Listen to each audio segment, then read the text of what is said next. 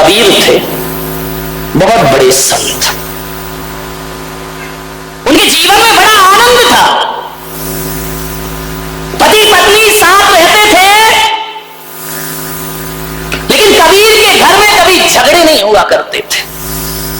पड़ोस वाले हैरान हो गए, ऐसा तो कोई घर नहीं होगा जहां पति पत्नी झगड़ा नहीं करें। लड़ाई तो होती होगी बिना सिर पैर की, लेकिन लड़ाई तो होगी ना। पति पत्नी का झगड़ा कोई सीरियस झगड़ा थोड़ी होता है। एक बार क्या हुआ, पति पत्नी में झगड़ा हो गया, दोनों तलाक लेने पहुंच गए मजिस्ट्रेट के पास। मजिस्ट्रेट ने कहा भाई पति पत्नी एक बार और सोच लो, ये झगड़ा मत करो, एक हो जाओ दोनों। बोले नहीं नहीं, अब तो तलाक होगी, चाहे कुछ भी हो जाए, अब हम साथ नहीं रहेंगे। अरे मजिस्ट्रेट ने कहा थोड़ा और सोच लो, तलाक मत लो। बोले नहीं, तलाक दीजिए, मैं इस आदमी के साथ एक पल भी नहीं रह सकती हो। तो मजिस्ट्रेट ने कहा फिर ऐसा करो, तुम्हारी संपदा का आधा आधा बंटवारा कर लेते हैं, आधा पत्नी को दे दो, आधा तुम ले लो। बोले ठीक है, बांट दो। सारी संपदा बट गई। लड़का एक ही था, इसको कैसे बांटे, आधा आधा कैसे करे कि आधा लड़का तू ले ले, आधा लड़का तू ले ले। पति ने पत्नी को देखा, पत्नी ने पति को देखा। बोले यार ये तो बड़ी समस्या खड़ी हो गई कि लड़का एक है, बंटवारा बराबर से नहीं होगा। पत्नी ने पति का हाथ पकड़ा, बोले चल घर। बोले क्यों? बोले अगले साल आएंगे। ऐसा तो पति पत्नी का झगड़ा, अब एक साल और निभाएंगे, एक और हो जाने तो बराबर का बंटवारा होना चाहिए। तो पति पत्नी के झगड़ों में ज्यादा सीरियस मत होना, ये तो लड़ते भी हैं और मिलते भी हैं, चलते रहता है इनका। विचार करिए आप, ऐसा कोई घर नहीं है जिस घर में पति पत्नी में झगड़े ना हो। सब जगह झगड़े होते हैं, कबीर के घर में ऐसा नहीं था। बरसों से कबीर अपनी पत्नी के साथ रहता था, लेकिन कबीर ने कभी झगड़ा नहीं किया, पत्नी ने कभी झगड़ा नहीं किया। एक जिज्ञासु ने पूछा कि ऐसा कोई है इस धरती पर जिसके घर में झगड़े ना हो? तो कहा कबीर का घर ऐसा है जहां पति पत्नी कभी नहीं लड़ा करते हैं।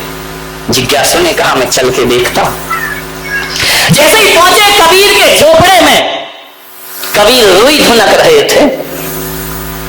कबीर से जुलाहा रुई धुनक रहे हैं। जाके जिज्ञासु ने पूछा कि कबीर जी, हमने सुना है कि आप पति पत्नी में कभी झगड़े नहीं होते। कबीर ने कहा यार लड़ने की क्या बात है, मुझ में राम, तुझ में राम, सब में राम समाया है। कर लो सभी से प्यार, यहाँ पे कोई नहीं पराया है। सब में तो राम है, लड़ना क्यों?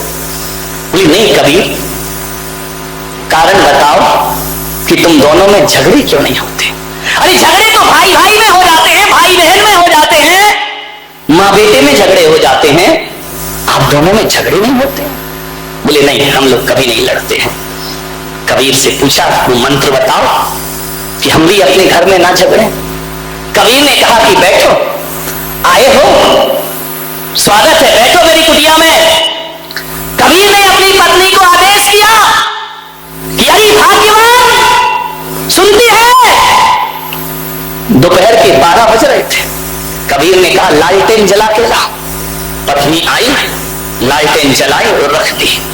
जिज्ञासु ने कहा पागल है क्या ये, इसीलिए झगड़े नहीं होते? लगता है कबीर तो पागल है ही, ये पत्नी महापागल है। दोपहर को 12 बजे आंगन में, खुले आंगन में इतनी धूप में लालटेन मंगा रहा है और पत्नी ने लालटेन लाके रख दी। उसने पूछा भी नहीं कि लालटेन का क्या करोगे। लाई और लालटेन रख के पत्नी चुपचाप चली गई। कबीर ने कहा उत्तर मिल गया। अरे उत्तर, पागल लग रहे हो दोनों, पागल। कबीर ने कहा पागल ही समझो। कबीर ने कहा ठहर, अभी उत्तर नहीं मिला तुझे। पत्नी को कहा कि अरे भाग्यवान, 2 गिलास दूध लेकर आ। पत्नी गई, दूध के 2 गिलास लाई, एक कबीर के सामने रखा, एक जिज्ञासु के सामने रखा। कबीर ने दूध का गिलास उठाया, गटागट दूध पी गए, आनंद के साथ पी गए। जिज्ञासु को कहा कि तुम भी पियो। जिज्ञासु ने जैसे ही मुंह में लिया, दूध थूक दिया उसने। बोले ये दूध है क्या? ये पागलों का घर है, पागलों का। कबीर ने कहा उत्तर मिल गया। बोले ये क्या उत्तर है, तेरी पत्नी पागल है क्या? बोले क्या? बोले दूध में नमक डाल के लाई है, शक्कर डालना चाहिए, चीनी डालना चाहिए, नमक डाल के लाई है। कबीर ने कहा उत्तर मिल गया। अरे बोले ये कोई उत्तर है क्या? कबीर ने कहा तो सुन, जाते जाते उत्तर सुन के जा, हम दोनों पति पत्नी के बीच में प्रेम है, ध्यान रखना।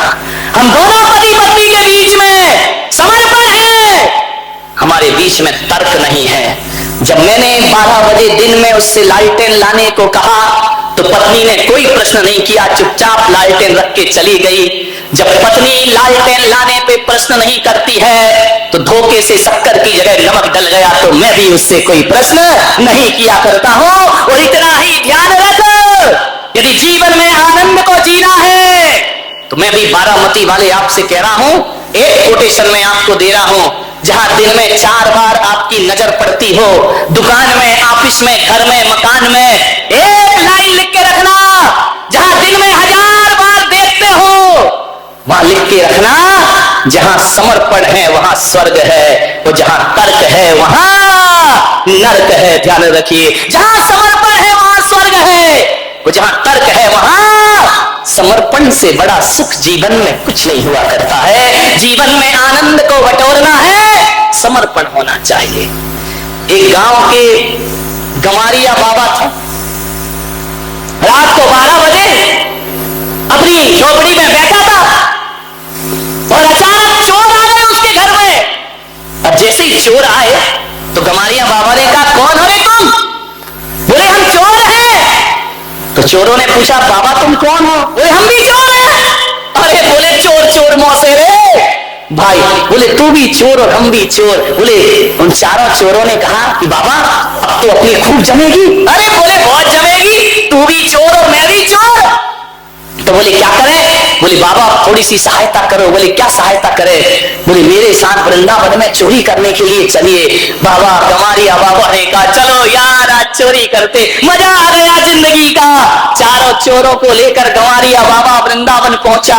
एक गोपी के घर में घुस गए, जैसे ही घुसे सामान इकट्ठा किया, बांधा, पूरे आभूषण कपड़े बांध बूंद के तैयार।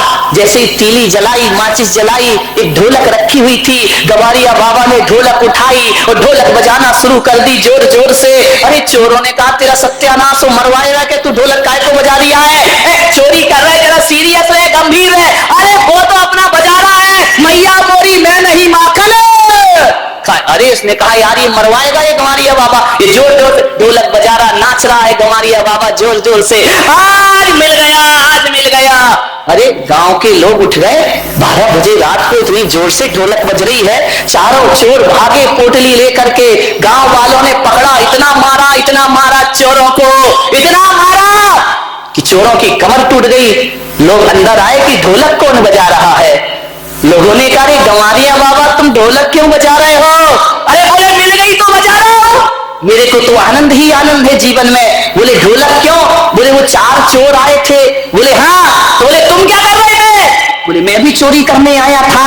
और तो ढोलक काय को बजा रिया है? अरे ढोलक देख के मैंने सोचा यार हरि का भजन कर लूं, भगवान का भजन कर लूं। तो बोले ढोलक बजा रहे, तुम चोरी करने क्यों आए? बोले वो 4 चोर क्या चुरा के ले गए? अरे बोले आभूषण ले गए, कपड़े ले गए। अरे गंवारिया बाबा ने कहा, सत्यानाश मेरी बुद्धि का, रात को 12 बजे 4 चोर आए तो मैं समझा कि वृंदावन में चोरी को कह रहे हैं तो शायद माखन चोर आया होगा, इसलिए मैं उन चोरों में शामिल हो गया। ध्यान रखना, मैं तो माखन चुराने आया था कि हरि की कृपा बरस गई, हरि आए हैं और कह रहे हैं कि चलो बाबा माखन चुराने चलते हैं। ध्यान रखिए, मान्यवर सोचिए, ये आनंद है जीवन का। उदासी जिन चेहरों का श्रृंगार करती है, उदासी जिन चेहरों का श्रृंगार करती है, मक्खी भी उन पर बैठने से इनकार करती है। ध्यान रखिए, महान योद्धा, अद्भुत शौर्य था उनके पास, शिवाजी महाराज। ध्यान रखना, हिंदुत्व में प्राण फूंक दी जिन्होंने, भारत के स्वाभिमान को शौर्य प्रदान कर दिया जिन्होंने। ध्यान रखना, वो राजा, वो छत्रपति शिवा एक दिन किसी स्थान पर रुके थे, रात्रि में विश्राम कर रहे थे कि कोई एक बहुत सुंदरी रूप लावण्य की धनी खिड़की से उनके कमरे में आ गई। उसने शिवा को देखा, आसक्त हो गई शिवा पर। इतना शौर्य, इतना पौरुष जिसके अंदर हो, इतना स्वाभिमान हो। शिवा जी रात में उठे, उन्होंने कहा तुम यहां कैसे आई, और इतनी रात में तुम्हारा आना उचित नहीं है मेरे कक्ष में, अभी यहां से निकल जाओ। उस महिला ने कहा मैं जा नहीं सकती हूं, मैं बड़ी मुश्किल से तो आई हूं। शिवा ने कहा क्या कहना चाहती हो? बोले मैं तुम पे आसक्त हूं, मैं तुमसे आसक्त हूं, तुम्हारा आलिंगन चाहिए। शिवा ने कहा क्या कह रही हो तुम? बोले शिवा मैं तुम पर मोहित हूं, तुम्हारी कायल हूं, तुम्हारे कृत्यों की प्रशंसक हूं, मैं तुमसे प्रभावित हूं। क्या चाहती हो? यही चाहती हूं कि मैं अपनी कोख से तुम्हारे जैसे बेटे को जन्म दूं। यही मेरा अभिप्राय है। केवल मैं एक मां बनना चाहती हूं तुम्हारे बच्चे की, तुम्हारी कोख में, अपनी कोख से तुम्हारे जैसा बेटे को जन्म। शिवा ने कहा कि तुम क्या कह रही हो? मेरे माध्यम से तुम्हारी कोख में औलाद मेरे जैसी हो? मां जरा ये तो बता, कोई जरूरी थोड़ी है कि महापुरुषों के घर में महापुरुष ही जन्म लेते हो। कोई जरूरी नहीं है कि निकृष्ट घर में महापुरुषों का जन्म ना होता हो। एक बात याद कर, तुझे मेरे जैसा पुत्र चाहिए? हाँ शिवा मुझे तुम्हारे जैसा पुत्र चाहिए। तो इसके लिए इतना इंतजार क्यों करना? बड़ी आनंदित हुई, प्रसन्न हो गई कि शिवा तैयार। शिवाजी ने कहा कि ठहरो, इतनी देर इंतजार क्यों करना? 9 महीने तू गर्भ में पालेगी, बड़ा करेगी, जन्म देगी, पुत्र की जगह पुत्री हो गई तो भी बोले चलेगा, पुत्री भी चलेगी, लेकिन वीर होना चाहिए, वीरांगना होना चाहिए। शिवा ने कहा इतना इंतजार मत कर। और शिवाजी उठे अपनी सैया से और उसने कहा कि तेरा एक ही स्वप्न है ना कि मेरे जैसे पुत्र की मां बनना? तो शिवा ने उसके चरण पकड़े, बोले आज से तू मेरी मां और मैं तेरा पुत्र हूं। इसके लिए इतना लंबा कुछ करने की कोई जरूरत नहीं। आज से तू मुझे अपना पुत्र मान और मैं तुझे अपनी मां का दर्जा दिया करता हूं। मांगेगा सोचना। सुखदेव जी महाराज, कथा आती है भागवत में, श्रीमद्, चले जा रहे थे रास्ते से और जैसे ही रास्ते से गुजरे तो सुखदेव जी महाराज और उनके गुरु आगे आगे निकले। तालाब में, सरोवर में महिलाएं स्नान कर रही थी और जैसे ही 80 साल के गुरु निकले, महिलाओं ने अपने वस्त्र उठाए, तैर कर आई घाट पर, वस्त्र अपने तन को ढक लिया वस्त्रों से। गुरु निकल गए, पीछे पीछे 22 साल के यौवन को धारण किए सुखदेव जी महाराज निकले सुखदेव। महिलाएं स्नान करती रहीं, उन्होंने ना वस्त्र उठाए, ना उन्हें शर्म आई, ना उन्हें लाज आई। पूछा गया कि 80 साल के बूढ़े गुजरे तो तुमने वस्त्रों से शरीर को ढक लिया, और सुखदेव महाराज गुजरे 20 साल 22 साल का जवान, तो तुमने वस्त्र नहीं ढके। मालूम है उन महिलाओं ने कहा कि 80 साल के बूढ़े जब गुजरे तो उनकी आंखों पे पर्दा नहीं था, इसलिए हमने पर्दा कर लिया। और 22 साल का जब सुखदेव गुजरता है उसकी आंख में पर्दे थे, हमें पर्दा करने की कोई आवश्यकता और कोई जरूरत ना पड़ी। यदि वो नैनों के पर्दे डाल लेते तो हमें पर्दे उठाने की जरूरत। एक आदमी आया, बोले महाराज आप नग्न रहते हैं, आप दिगंबर हैं, आप कपड़ा नहीं पहनते हैं, ये अच्छा नहीं लगता है। मैंने कहा कौन कहता हम कपड़े नहीं पहनते? मैं कपड़े नहीं पहना हूं, पहना हूं मेरे भाई। कौन कहता कपड़े नहीं पहना? तुम्हारे कपड़े तो धागों से बनते हैं, तुम्हारे कपड़े किसी मील में बना करते हैं। ध्यान रखना, हम नंगे नहीं हैं। लोग कहते हैं कि जैन मुनि नंगा होता है, जैन मुनि नंगा नहीं होता। ये भेष जो हमारा है ये भेष नहीं है, ये नग्नता कोई भेष नहीं है, और न हम नंगे हैं।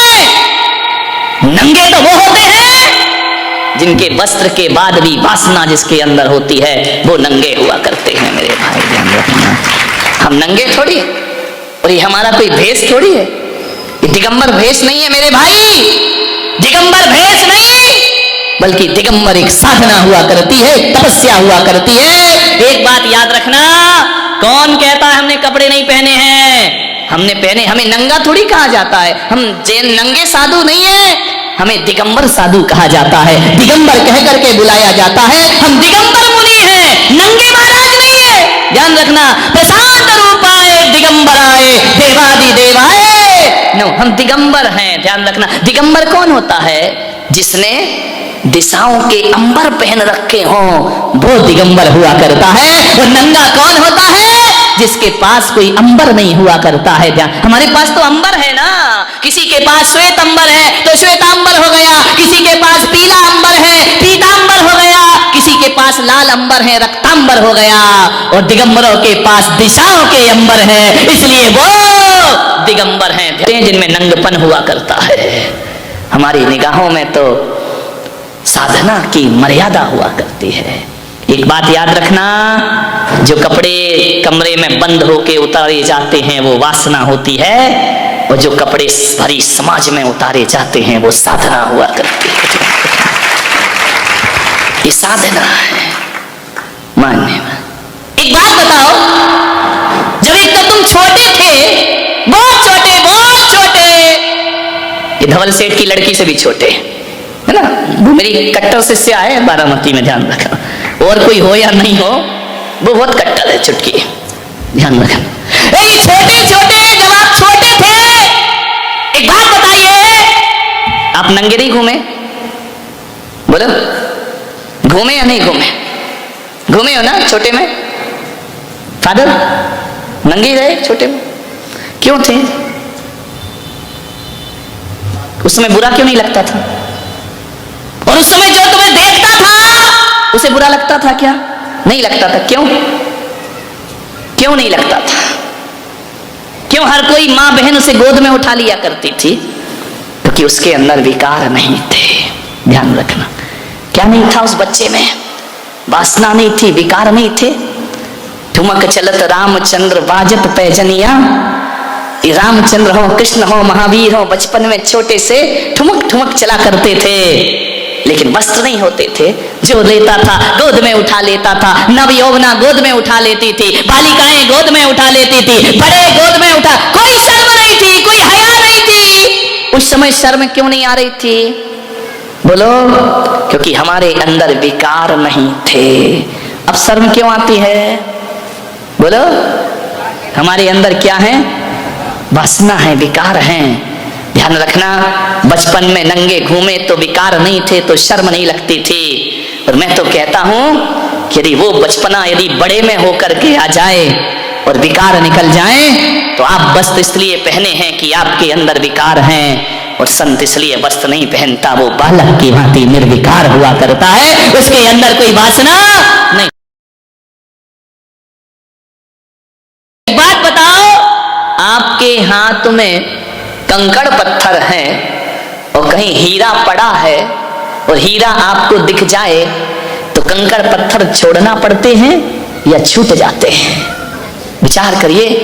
यदि हीरा मिल जाए तो फिर ये नहीं कहना पड़ता कि कंकड़ पत्थर का त्याग कर रहा हूं, तुरंत कंकड़ पत्थर फेंकते हैं और आदमी हीरा उठा लिया करता है। एक बात बताइए, जब आप घर से चले, महावीर भवन आए, जिस रास्ते से आप चल करके आए, बताओ मेरे भाई, जैसे ही महावीर भवन आया, रास्ते का त्याग करना पड़ा या रास्ता अपने आप छूट जाया करता है? छोड़ना नहीं पड़ता, अपने आप छूट जाया करता है। तो जो भीतर का आनंद लेने लगता है, जो समाधि का आनंद लेने लगता है, जो भीतर के आत्म रमण करने लगता है, उसे विषय वासनाएं छोड़ना नहीं पड़ती, अपने आप छूट जाया।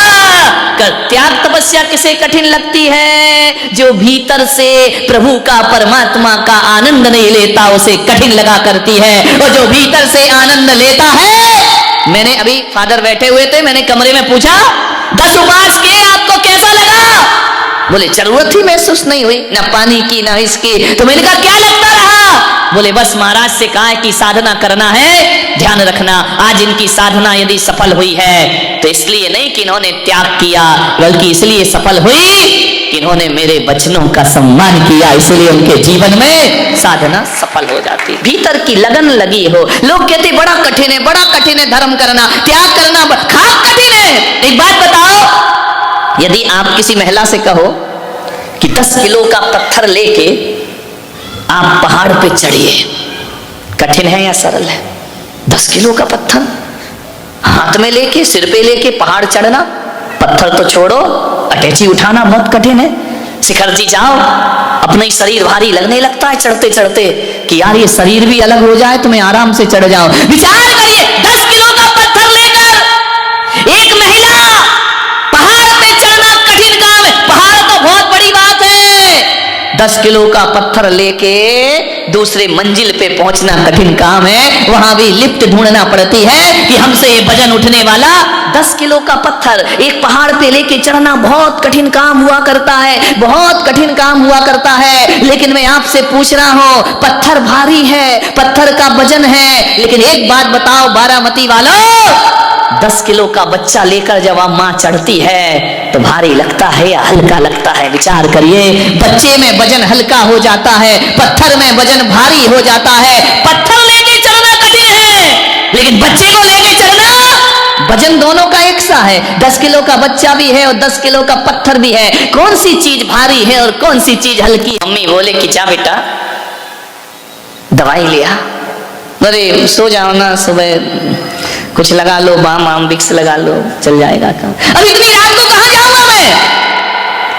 चला जा, देख मेरी तबीयत खराब है। अरे सो जाओ मम्मी, सुबह ले आऊंगा, इतनी भी खराब नहीं है, सो मैं नहीं जा सकता, मैं थक गया हूं, मेरे से कुछ नहीं होगा। ध्यान रखना, एक माँ की दवा लाना है।